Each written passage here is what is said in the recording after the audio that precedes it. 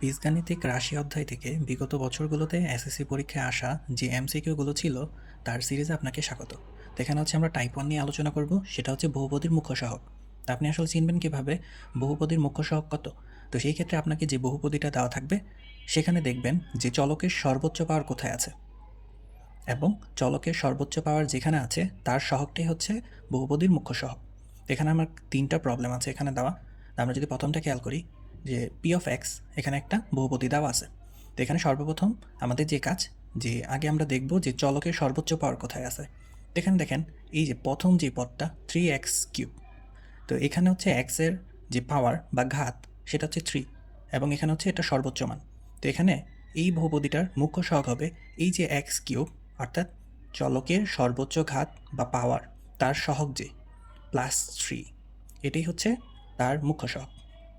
পরবর্তী প্রশ্নে আরেকটা বহুপদী দেওয়া এবং এর মুখ্য সহগ নির্ণয় করতে বলা হয়েছে। তো এখানেও দেখেন চলকের সর্বোচ্চ পাওয়ার, এক্সের সর্বোচ্চ পাওয়ার হচ্ছে 2, হচ্ছে এই প্রথম পদটাতে দেওয়া আছে।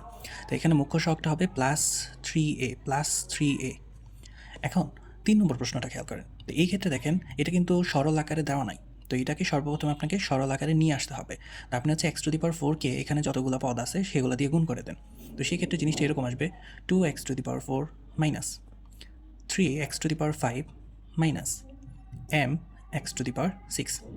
এখন আপনি দেখবেন যে এখানে হচ্ছে সর্বোচ্চ পাওয়ার কোথায় দেওয়া আছে চলকের। তো এই যে দেখেন এক্সের ওপর পাওয়ার 6, এটাই হচ্ছে সর্বোচ্চ পাওয়ার। তার মানে এর যে সহগটা, এখন এখানে কিন্তু সহগটা কিন্তু -m, +m না কিন্তু, ঠিক আছে? তো এই ক্ষেত্রে এই বহুপদীটার মুখ্য সহগ হচ্ছে -m। টাইপ 2 এর জন্য অবশ্যই আমাদের পেজটিকে ফলো করুন এবং চ্যানেলটিকে সাবস্ক্রাইব করুন।